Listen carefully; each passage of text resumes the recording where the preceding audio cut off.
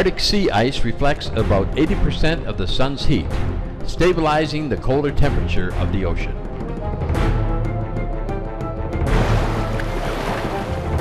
Based on the latest satellite data cited in a December 2007 article, National Aeronautics and Space Administration climate scientist Jay Zwally predicts that nearly all the ice could be gone from the Arctic Ocean by the end of summer 2012.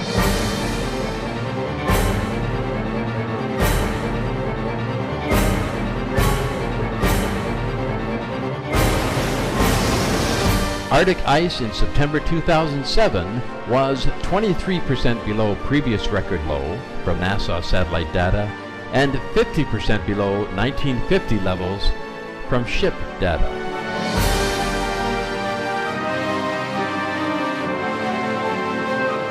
Other records surpassed. Greenland surface ice loss is now 400% greater than 15 years ago.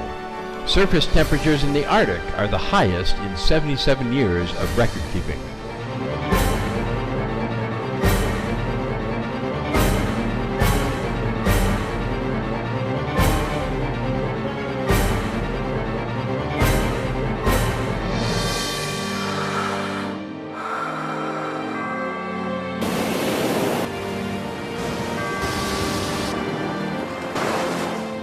There is hope. According to James Hansen, top climate scientist at NASA, we have passed tipping points. We have not passed a point of no return. We can still roll things back, but it is going to require a quick turn in direction.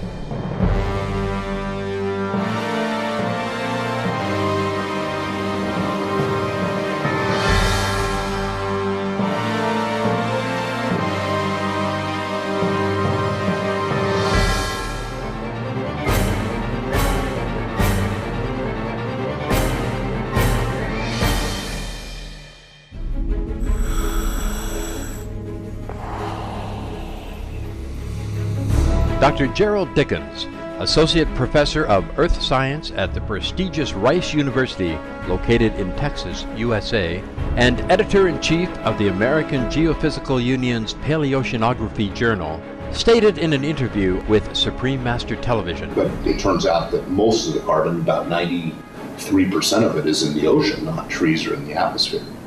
And so what's happening right now is we're adding a lot of carbon to the atmosphere, and it's coming in much faster than it can go into the biosphere or into the ocean. So that's why the CO2 is going up very, very quickly. According to U.S. University of California Davis's newspaper, the California Aggie, published on March 4th, 2008, U.S. professor says methane from Arctic lakes adds to global warming. In a talk presented at the University of California at Davis, Dr. Katie Walter, a professor of limnology and environmental research at the University of Alaska, stated that methane bubbling up from Arctic lakes is now being released into the atmosphere. This is due to melting of the lake's permafrost layers resulting from climate change. According to Dr. Walter, who has personally conducted Arctic lake research in areas such as Siberia, this phenomena causes further global warming because methane fuels its own production by melting even more permafrost layers once released. Research by Dr. Gregory Riskin at Northwestern University indicates that methane explosions from the ocean caused extinctions of 90% of marine species and 75% of land species 250 million years ago. In his report, Methane-Driven Oceanic Eruptions and Mass Extinctions, he explains how methane gas, which had been trapped in the stagnant waters, was released, leading to the die-off of most marine and land life.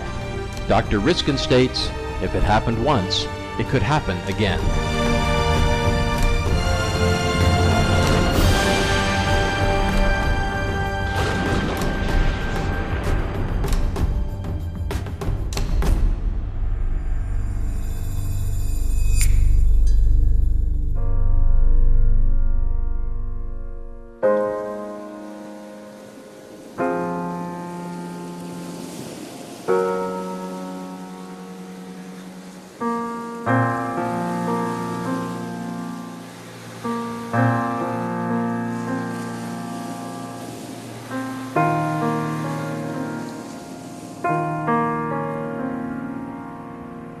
wanted to ask, if you had a message for the leaders of the world, what would you say to them? I would say to them, use their mighty power to change the diet of the planet and adopt immediately new technology, sustainable energy, and set an example by themselves by becoming a vegetarian or vegan. Use their mighty power, use their example to set a new diet for the planet, the vegetarian diet. Yes, thank you, Master.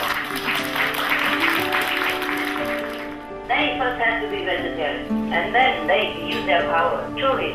They could do that by forbidding meat as well, by citing all the harm that meat would do to humans and the planet. Forbid meat eating, just like forbid smoking cigarettes and drugs. There's also another kind of harmful drugs.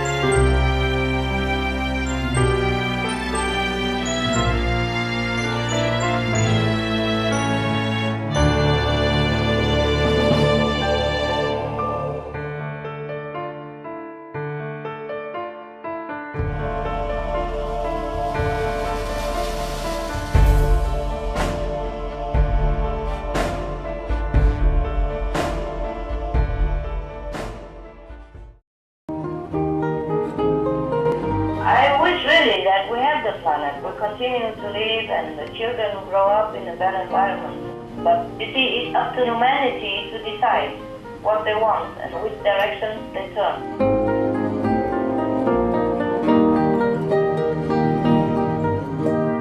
Master, since stock breeding is the major cause of greenhouse gas, it looks like vegetarianism would be a solution, but do you think it would be enough? No, I don't say just vegetarian. You know, technology has to change. We have veggie, we have sustainable energy, we have hybrid cars, we have planting trees, we have prayer, remember? Vegetarianism is for a long-term benefit, to lessen the karma, to touch the mercy of heaven.